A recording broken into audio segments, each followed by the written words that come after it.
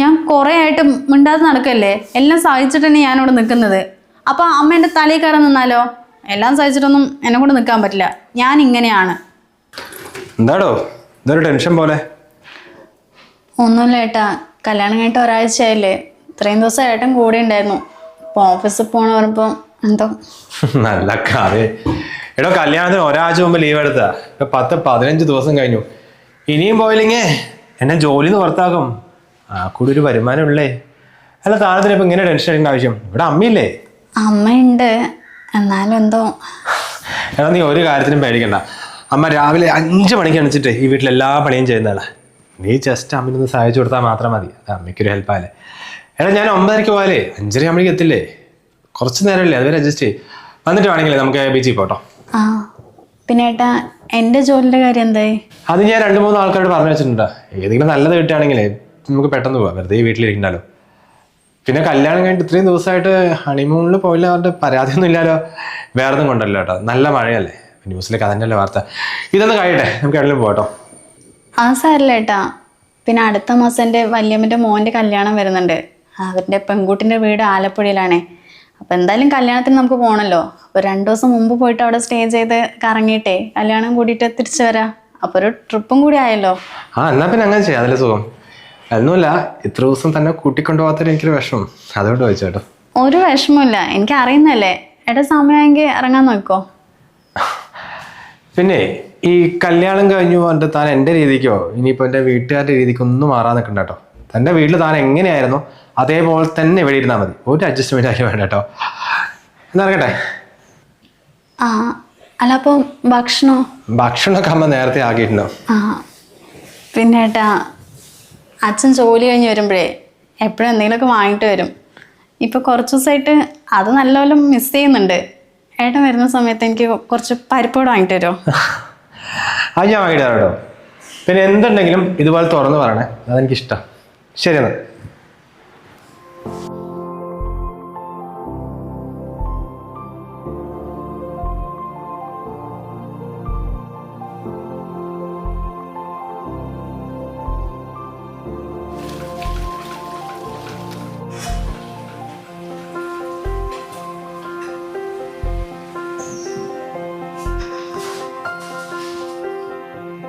എന്ത് ചെയ്യമ്മ? അതെ, കല്യാണം കഴിഞ്ഞിട്ട് ഒരാഴ്ചയായി.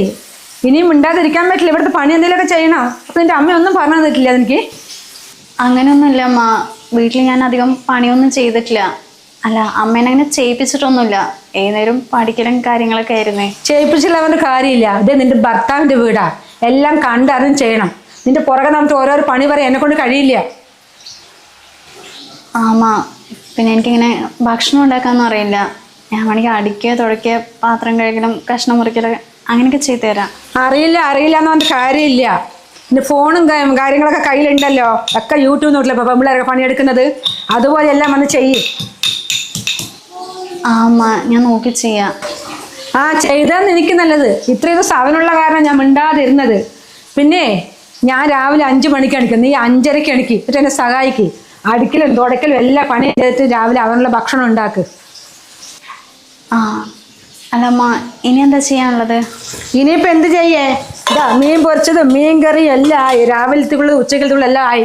ഇന്ന് ചിലപ്പോൾ ഇരുന്നോ. ഇപ്പം നാളെ നേരത്തെ എണിച്ചൊക്കെ ചെയ്താൽ മതി. എന്നാൽ പിന്നെ ഞാൻ റൂമിലിരിക്കാം അമ്മ. എന്തെങ്കിലും ഉണ്ടെങ്കിൽ വിളിച്ചാൽ മതി. അതും പറഞ്ഞു കഴിഞ്ഞാൽ ഏത് നേരം മണിയറയിൽ പോയി ഇരിക്കണ്ട, പുറത്തിറങ്ങാണ്ട്.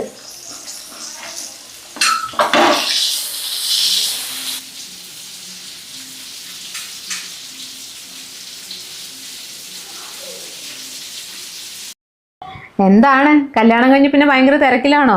ഇങ്ങോട്ട് വിളിയൊന്നും കാണുന്നില്ലല്ലോ. ആ ചേച്ചി, കുറച്ച് തിരക്കായി പോയി.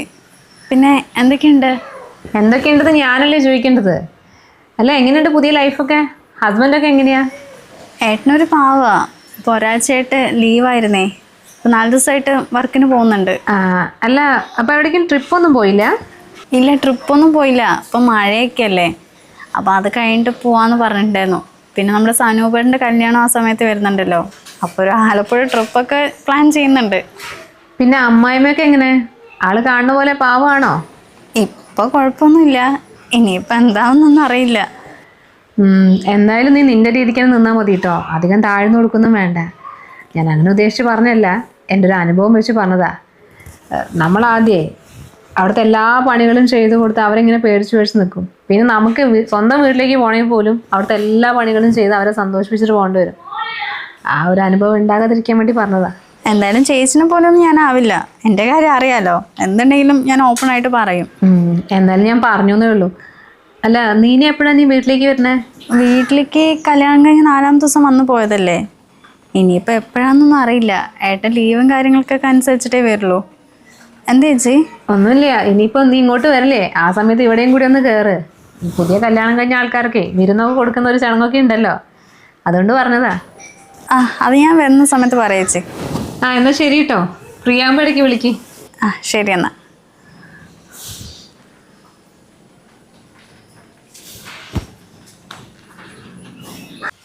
അല്ല വഞ്ചേച്ചിയെ, മകൻ്റെ കല്യാണം കഴിഞ്ഞ ശേഷമേ നിങ്ങളെ പുറത്തൊന്നും കാണുന്നില്ലല്ലോ, എന്ത് പറ്റിയതാ? ഒന്നും പറയണ്ട സുലോചനെ, ആ പെണ്ണ് വന്നാലെങ്കിലും കൈക്കൊരാക്കം കിട്ടും വിചാരിച്ചു. ഇപ്പൊ ഡബിൾ പണിയായി, അതിനൊന്നും അറിയുന്നില്ലേ. എല്ലാ പണിയും നിങ്ങൾ ഒറ്റയ്ക്ക് ചെയ്യേ. നിങ്ങൾക്ക് തലയ്ക്ക് വല്ല പ്രശ്നമുണ്ടോ വഞ്ചേച്ചി? എൻ്റെ മരുമോള് വന്നതിന് ശേഷമേ പിന്നെ ഒരു പണിയും ഞാൻ ചെയ്തിട്ടില്ല. എല്ലാം അവൾ ഒറ്റയ്ക്ക് തന്നെയാ. ഞാൻ വെറുതെ തിന്നും കുടിച്ചുകൊണ്ട് മിണ്ടാതെ ഇരിക്കും. അങ്ങനെ തന്നെ ഞാനും വിചാരിച്ചത്. അവൾ വന്നു കഴിഞ്ഞാൽ എനിക്ക് മിണ്ടാതിരിക്കാമല്ലോ എന്ന്. അത് ഒന്നും വെക്കാനും ഉണ്ടാക്കാനും അറിയാതിരുന്നാലേ നമുക്ക് വായിൽ വെക്കാൻ കൊള്ളണ്ട, എന്തെങ്കിലും കാണിച്ചു കൂട്ടിയാ അത് കാരണം ഞാൻ തന്നെ അടുക്കളയിൽ കയറി എല്ലാ പണിയും ചെയ്യുന്നത്. അത് ഇപ്പോഴത്തെ പെണ്ണുങ്ങളൊക്കെ അങ്ങനെ തന്നെയാണേ. അറിയില്ല പറഞ്ഞാൽ പിന്നെ മിണ്ടാതിരുന്ന ഫോണും നോക്കിക്കൊണ്ടിരിക്കാമല്ലോ. ആ രാധേൻ്റെ മരുമകൾ വന്ന സമയത്തും ഇങ്ങനെ തന്നെയായിരുന്നു. ഒന്നും അറിയില്ല അവട്ട് മാറി നിന്നതാ. അവളങ്ങനെ വിട്ടില്ല, എല്ലാ പണിയും ചെയ്യിപ്പിച്ചിട്ടേ ഇപ്പൊ പെണ്ണവിടെ പറക്കാണ് പണി ചെയ്യാൻ വേണ്ടിയിട്ട്. അതേപോലെ തന്നെ നിങ്ങളും ആയിക്കോ, അല്ലെങ്കിൽ പണി കിട്ടുകയുള്ളൂ. എന്തെങ്കിലുമൊക്കെ ചെയ്യിപ്പിക്കണം, അല്ല ഇപ്പം ഞാൻ കിടപ്പിലാകുന്നാ തോന്നുന്നത്. ആ, ചെയ്യിപ്പിക്കണം മഞ്ചേച്ചിയെ. നമ്മളിങ്ങനെ വിട്ടു കഴിഞ്ഞാലേ അവളന്മാരൊക്കെ നമ്മളെ തലയിൽ കയറും. പിന്നെ നമ്മൾ ജീവിച്ചിരുന്നിട്ട് വല്ല കാര്യമുണ്ടാ? മരുമകൾ വരണമായിരിക്കേ. എന്താ സുലോചനേച്ചി ഒരു സംസാരം? എന്നെ കുറിച്ചാണോ? ഓ, നിന്നെ കുറിച്ച് എന്ത് പറയാനാ മോളെ. ഞങ്ങളെ ആ ജലജേൻ്റെ മരുമോളില്ലേ, ആ പെണ്ണിനെ കുറിച്ച് പറയായിരുന്നു. വന്ന് കയറിയത് അത് കുടുംബത്തിന് തലകീഴായി വെച്ചിരിക്കണത്രേ. ഇങ്ങനെയുണ്ടാ പെണ്ണുങ്ങള്, അല്ലേ മഞ്ചേച്ചിയെ? ഓ, ആയിക്കോട്ടെ. നീ നോക്കി നിൽക്കാതെ സുലോചനക്കുള്ള സ്റ്റായി എടുത്തോട്. ഇതാണ് സുലോചന ഇവിടുത്തെ കാര്യം. പറയാണ്ട് ഒരു വസ്തു അറിയില്ല. അപ്പൊ ഇത്രയും നേരമായിട്ട് ചായ കുടിച്ചില്ലേ? എന്താ അമ്മ അത്? ചേച്ചി വന്നിട്ട് കുറേ സമയമായില്ലേ? എനിക്ക് നാളെ ഒരു ഇന്റർവ്യൂ ഉണ്ട്, അപ്പൊ അതിന്റെ CV ഒക്കെ അയക്കാണ്ടേ ഏട്ടൻ ഇപ്പൊ വിളിച്ചു പറഞ്ഞതാ. നീ ആദ്യം അവൾക്ക് ഒരു ഗ്ലാസ് ചായ വെച്ച് കൊടുക്ക്, എന്നിട്ടൊക്കെ അയച്ചാൽ മതി. നാളേക്കുള്ള കാര്യമല്ലേ, ആ CV എവിടെയും പോകുമൊന്നും ഇല്ലല്ലോ. ഈ അമ്മയ്ക്ക് എന്താ പറഞ്ഞാൽ മനസ്സിലാവില്ലേ? എന്റെ ജോലിയുടെ കാര്യം അത്രയും വേണ്ടപ്പെട്ടതാ. അമ്മ പോയിട്ടൊരു ചായ ഉണ്ടാക്കി കൊടുക്ക്. ഓ, എനിക്ക് ചായ ഒന്നും വേണ്ട. ഞാനിത് കഴിഞ്ഞിട്ട് ആ ലതികൻ്റെ അവിടെ പോകുന്നുണ്ടേ, അവിടെ നിന്ന് കുടിച്ചോളാം. ആ, എന്നാ പിന്നെ അതാ നല്ലത്. ഇവിടുത്തെ കാര്യങ്ങളൊക്കെ അവിടെ പോയി പറഞ്ഞു കഴിഞ്ഞാലേ അവർക്ക് കേൾക്കാനും നല്ല സുഖമായിരിക്കും. ചേച്ചിക്ക് നല്ല കടുപ്പത്തിൽ ചായയും കിട്ടും. എന്നാൽ വേഗം വിട്ടോട്ടാ, സമയം കളയണ്ട. കണ്ടില്ലേ സുലോചനെ, ഇതാണ് ഇവിടുത്തെ അവസ്ഥ. ഒന്ന് പറഞ്ഞ രണ്ട് മറുപടി അങ്ങ് പറയും. ഇത്രയും കാലം മോനെ കല്യാണം കഴിഞ്ഞില്ല എന്നായി. ഇപ്പം കല്യാണം കഴിഞ്ഞപ്പോൾ അതിലേറെ തലവേദനയായി. ഇങ്ങനത്തെ ഒരെണ്ണമാണല്ലോ ഇവിടെ വന്നത്. ഓ, ആലോചിച്ചൊരു പിടുത്തമില്ല എനിക്ക്. ഓ, എന്താ ചെയ്യുക? അതന്നെയാ ഞാൻ പറഞ്ഞത്, സൂക്ഷിച്ചാൽ ദുഃഖിക്കണ്ട. അല്ലെങ്കിലേ മഞ്ചേച്ചി നിങ്ങൾക്ക് നല്ല പണി കിട്ടും. എന്നാ ഞാൻ പോണു, അല്ല എത്തിക്കൻ്റെ അവിടെ ഒന്ന് കയറണം.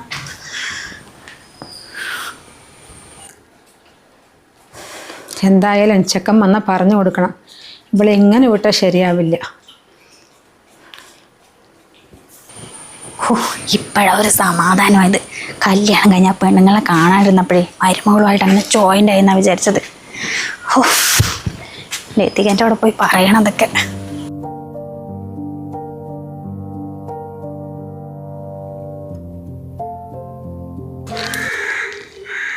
ഓ മോനെ, ഞാൻ നീ വരാൻ വേണ്ടി കാത്തിരിക്കുകയാടാ. നീ പോയി കഴിഞ്ഞാലേ ഇവിടുത്തെ പണി മുഴുവനും എന്നെ കൊണ്ട് ചെയ്യിപ്പിക്കാന്ന് ഒരു കാര്യം സഹായിച്ചു തരില്ല. അപ്പുറത്തും ഇപ്പുറത്തും പെണ്ണുങ്ങൾക്കൊക്കെ എത്ര നല്ല മരുമക്കന്മാരെ കിട്ടി, എനിക്ക് മാത്രം എന്താടാ എങ്ങനത്തെ ഒന്ന്. മോൻ പറഞ്ഞൊന്ന് മനസ്സിലാക്കി കൊടുക്കടാ. അല്ലേ പിന്നെ ഞാനിപ്പോൾ കിടപ്പിലാകുന്ന തോന്നുന്നു. എനിക്ക് കയ്യും കാലൊക്കെ കടഞ്ഞിട്ട് വയ്യടാ. എത്ര പണിയാ വീട്ടിൽ, ഒക്കെ ഒറ്റയ്ക്ക് ചെയ്യണ്ടേ. അമ്മ അവൾ വന്നിട്ട് ഇപ്പോൾ കുറച്ചല്ല ആയുള്ളൂ. ഇത്രയും കാലം വേറൊരു വീട്ടിൽ വേറൊരു സാഹചര്യത്തിൽ വളർന്ന കുട്ടിയല്ലേ. ഇവിടെ വന്നിട്ട് നമ്മളും ഈ വീടൊക്കെ ആയിട്ടൊന്ന് പൊരുത്തപ്പെടാൻ കുറച്ച് സമയം എടുക്കും അമ്മേ. അത് ആ സമയം കൊടുക്ക്. അപ്പോഴേക്കും വെറുതെ അനാവശ്യമായിട്ട് കുറ്റവും കുറവും പറയല്ലമ്മേ. ഒന്നാമത് ഓഫീസിൽ അത്രയും പ്രഷറായിട്ട് വരികയാണ്. അതിൻ്റെ ഇടയ്ക്ക് ഇനി അവളെ കുറിച്ച് ഒരു കുറ്റം എന്നോട് പറയില്ലമ്മേ.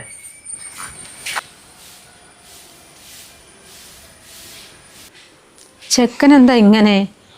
കല്യാണം കഴിഞ്ഞപ്പോൾ ഇവനും ആകെ രൂപക്കേടായോ? ഇപ്പം എന്താ ചെയ്യാ ഞാൻ? ആരോട് പറയാൻ? സീരിയൽ തുടങ്ങാൻ സമയമായല്ലോ. എടീ, നീ എവിടെ? ഈ തുണികളൊക്കെ ഒന്ന് മടക്കി വെക്കേ. അമ്മ ഞാൻ അലക്കാൻ പോവാ. മഴ വരുമ്പോഴത്തേക്ക് അലക്കിയിരിക്കേ പിന്നെ ബുദ്ധിമുട്ടാവും. അമ്മ എന്തായാലും വെറുതെ സീരിയൽ കണ്ടിരിക്കല്ലേ, അതൊക്കെ ഒന്ന് മടക്കി വെച്ചൂടെ? എൻ്റെ വീട്ടിൽ വന്നിട്ട് നീ എന്നെ പഠിപ്പിക്കാൻ നോക്കണ്ട. ഞാൻ പറഞ്ഞ പോലെ നീ കേട്ടാൽ മതി. അമ്മ പറയുന്നതും കേട്ട് ഇവിടുത്തെ എല്ലാ പണികളും ചെയ്യാൻ വേണ്ടിയിട്ടല്ല ഞാൻ കല്യാണം കഴിച്ച് ഇങ്ങോട്ട് വന്നത്. പിന്നെ നീ ഇവിടെ മിണ്ടാതിരുന്ന് തിന്നാൻ വേണ്ടി വന്നതാ? അങ്ങനെ ഞാൻ ചെയ്തു അമ്മേ. എനിക്ക് അറിയാവുന്ന പോലെ ഞാൻ എല്ലാ പണികളും സഹായിക്കാറില്ലേ. പിന്നെ കറി ഉണ്ടാക്കാൻ അറിയില്ല പറഞ്ഞു. എന്താടി വന്നത്? അമ്മായിമ്മനോട് തർക്കിച്ചിട്ടേ മരുമോൾ പോര് നടത്താനാണോ നിന്റെ ഉദ്ദേശം? ഞാൻ കല്യാണം കഴിഞ്ഞിട്ട് ഇങ്ങോട്ട് വന്നതേ ഭർത്താവായിട്ട് സന്തോഷമായിട്ട് ഇരിക്കാനാ, അല്ലാണ്ട് ആരുമായിട്ടും പോരടിക്കാൻ വന്നൊന്നല്ല. ഞാൻ കുറേ ആയിട്ട് മിണ്ടാതെ നടക്കല്ലേ, എല്ലാം സഹിച്ചിട്ട് തന്നെ ഞാനിവിടെ നിൽക്കുന്നത്. അപ്പൊ അമ്മ എൻ്റെ തലയിൽ കയറാൻ നിന്നാലോ? എല്ലാം സഹിച്ചിട്ടൊന്നും എന്നെ കൊണ്ട് നിൽക്കാൻ പറ്റില്ല. ഞാൻ ഇങ്ങനെയാണ്. നീ ഇങ്ങനെയാണെങ്കിലേ അതൊക്കെ നിന്റെ വീട്ടില്. കല്യാണം കഴിഞ്ഞ് വന്നിട്ടുണ്ടെങ്കിലേ ഞങ്ങളുടെ രീതിക്കനുസരിച്ച് മാറണം. എന്താ അവിടെ പ്രശ്നം? കണ്ടട മോനെ, അന്നും ആ സുലോചന പറഞ്ഞു നീ ആ പെണ്ണിന് ഒരുപാട് താഴ്ന്നു കൊടുത്തിട്ടുണ്ടെങ്കിലേ അവളുടെ ഭരണമായിരിക്കും ഇവിടെ എന്നുള്ളത്. ഇപ്പൊ നോക്കൂ, അതേപടി ആയില്ലേ. അമ്മ അവരിവരും പറയുന്നത് കേട്ട് അതൊന്നും സ്വന്തം കുടുംബത്തിലേക്ക് കൊണ്ടുവരല്ലേ. ഇത്രയും കാലം കല്യാണത്തിന് മുമ്പ് എനിക്ക് ജോലി തിരക്കായതുകൊണ്ട് ഇവിടുത്തെ പണിയൊന്നും എനിക്ക് സഹായിച്ചു തരാൻ പറ്റില്ലല്ലോ. എല്ലാ പണിയും അമ്മ ഒറ്റയ്ക്കല്ലേ ചെയ്തത്. കല്യാണത്തിന് ശേഷം അവള് വന്നപ്പോൾ അമ്മയ്ക്കൊരു സഹായമായിരുന്നു ചെയ്ത്. അല്ല, ഈ വീട്ടിലെ പകുതി പണി അവൾ ചെയ്യുന്നുണ്ടല്ലോ. അതൊക്കെ വലിയ കാര്യമല്ലേ. അമ്മ ഒരു കുടുംബത്തിൽ ഈ അമ്മായിയും മരുമകളൊക്കെ സന്തോഷത്തോടെ ഇരിക്കുമ്പോഴല്ലേ അത് പുറത്തു പോയി ജോലി ചെയ്യുന്ന ഞങ്ങൾക്ക് എന്ത് സമാധാനമാണെന്നറിയോ. ചിലപ്പോൾ ഇതൊന്നും അവരിന് വേറെ ആൾക്കാരുടെ വീട്ടിലുണ്ടായില്ലമ്മേ. അതുകൊണ്ട് അവർ ഓരോന്ന് പറഞ്ഞു പോട്ടെ, രണ്ടാൾ അങ്ങോട്ടും ഇങ്ങോട്ടും പരസ്പരം പോരടിക്കല്ലേ വേണ്ടത്. എടാ, അമ്മ എന്തെങ്കിലും പറയുമ്പോഴേക്കും നീ എന്തെങ്കിലും ചാടി കയറി തർക്കുത്തരം പറയാൻ നിൽക്കുന്നത്. ചിലപ്പോൾ നീ നിന്റെ അമ്മയോട് സ്വന്തം വീട്ടിൽ ഇങ്ങനെയൊക്കെ ആയിരിക്കും പെരുമാറാ. അവർ ചിലപ്പോൾ ആ രീതിയിലായിരിക്കും എടുക്കുക. പക്ഷെ മറ്റുള്ളവരോട് പറയുമ്പോൾ ആ സെൻസിലായിരിക്കും എടുക്കുക. അതുകൊണ്ടായിരിക്കും അമ്മ ചിലപ്പോൾ നിന്നോട് ഇങ്ങനെ പെരുമാറുന്നത്. രണ്ടാളും ഒരു കാര്യം പറയാം, പരസ്പരം അങ്ങോട്ടും ഇങ്ങോട്ടുള്ള കുറ്റമില്ലേ അത് എന്നോട് പറഞ്ഞു തരുത്. സന്തോഷമായിട്ട് കഴിയുന്ന കുടുംബമല്ലേ, അത് നിങ്ങൾ രണ്ടാളും കൂടി തകർക്കാൻ നോക്കല്ലേ.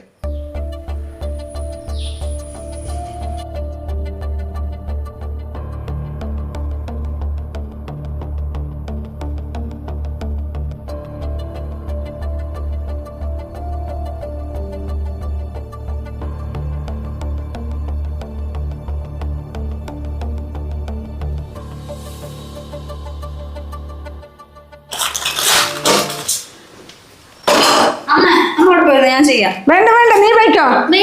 വേണ്ട, നീ പോയി അവിടെ പോയി, ഞാൻ ചെയ്തോളാം. പോയിക്കോ. സാരമില്ല, ഞാൻ ചെയ്തോളും. അല്ലാതെ എന്താ വീണ്ടും തുടങ്ങിയാടി? പോടാ, നീ വെറുതെ ഞങ്ങളെ കളിയാക്കണം. ഞങ്ങൾ അങ്ങനത്തെ ആൾക്കാരൊന്നും അല്ല. ആ കുട്ടി 6 ദിവസം ജോലിക്ക് പോയതല്ലേ, ഇന്നത്തെ ഒന്നല്ലേ ലീവ് എടുക്കുന്നുള്ളൂ. പോയി റെസ്റ്റ് എടുത്ത മോളെ പറഞ്ഞതാ. പക്ഷെ പറഞ്ഞിട്ട് കേൾക്കണ്ടേ? ഇത്രയും ദിവസം ഞാൻ ഒരു പണിയും ചെയ്തിട്ടില്ലല്ലോ. അപ്പൊ അമ്മേന്റെ അടുത്ത് കുറച്ച് റെസ്റ്റ് എടുക്കാൻ പറഞ്ഞതാണ്. എന്തായാലും എനിക്ക് ലീവ് അല്ലേ. ഇതെന്താ അത്? ഞാൻ പറഞ്ഞ ഒറ്റ വാക്കിൽ അമ്മായിമ്മയും മരുമകളും മാറിയോ? ഇത് എന്തായാലും റിയൽ ലൈഫിൽ ഉണ്ടായില്ല, സ്വപ്നങ്ങളിൽ മാത്രം കാണാൻ പറ്റുള്ളേ. ഒന്ന് പോടാ. അപ്പോഴത്തെ പൊട്ട ബുദ്ധിക്ക് എന്തൊക്കെയോ പറഞ്ഞു, ആൾക്കാരൊക്കെ എന്തൊക്കെയോ പറയുന്നത് കേട്ടിട്ട്. ഇത് ഞങ്ങൾ അങ്ങനെയൊന്നും ഉണ്ടാവില്ല അല്ലേ മോളെ?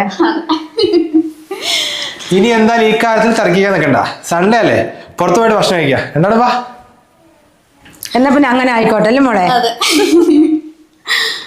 കല്യാണം കഴിഞ്ഞ് വന്നപ്പോൾ ഉണ്ടായിരുന്ന ആ ഒരു സ്വഭാവമല്ലല്ലോ ഇപ്പോൾ അവൾക്ക്. ഇതൊന്നും ചോദിക്കാത്ത വീട്ടമ്മമാർ കുറവായിരിക്കും. ഓരോ മരുമകളെ കുറിച്ചും പരാതി പറയുമ്പോൾ നമ്മൾ മറന്നു പോകുന്ന ഒരു സത്യമുണ്ട്. ഒരാൾ തന്റെ മാതാപിതാക്കളെയും വളർന്നു വന്ന സാഹചര്യങ്ങളെയും ഉപേക്ഷിച്ച് അപരിചിതമായ ഒരിടത്തേക്ക് വരുന്നത് ഒരുപാട് സ്വപ്നങ്ങളും പ്രതീക്ഷകളും മനസ്സിൽ വെച്ചുകൊണ്ടാണ്. സ്നേഹത്തോടെ സ്വീകരിക്കപ്പെടണം എന്നൊരാഗ്രഹം എല്ലാവർക്കും ഉണ്ടാകും. പിന്നെ എപ്പോഴാണ് അവരുടെ സ്വഭാവം മാറുന്നത്? അവൾക്ക് ലഭിക്കുന്ന പരിഗണനയിൽ, അവൾക്ക് കിട്ടുന്ന സ്വാതന്ത്ര്യത്തിൽ, വീടിന്റെ അന്തരീക്ഷത്തിൽ, ഭർത്താവിന്റെ ഇടപെടലുകളിൽ. ഇതെല്ലാം ചേർന്നതാണ് ഒരു പെൺകുട്ടിയുടെ സ്വഭാവത്തെ രൂപപ്പെടുത്തുന്നത്. ഉള്ളിൽ തട്ടി സ്നേഹിച്ചാൽ അവൾ തിരികെ നൽകുന്നതും സ്നേഹം തന്നെയായിരിക്കും. മറിച്ച് നിരന്തരമായ കുറ്റപ്പെടുത്തലുകളും വിവേചനങ്ങളും മാത്രമാണ് ലഭിക്കുന്നതെങ്കിൽ തളച്ചിടപ്പെട്ട ഒരു മനസ്സ് സ്വാഭാവികമായും പ്രതികരിച്ചു തുടങ്ങും. അതുകൊണ്ട് ഓർക്കുക, ഒരു മരുമകളുടെ സ്വഭാവം മാറുമ്പോൾ അത് അവളുടെ തെറ്റല്ല, അവളെ മാറ്റിയെടുക്കുന്ന സാഹചര്യങ്ങൾ ഒന്നുകൊണ്ട് മാത്രമാണ്. എന്നാ പിന്നെ അങ്ങനെ ആയിക്കോട്ടെ അല്ലേ മോളെ?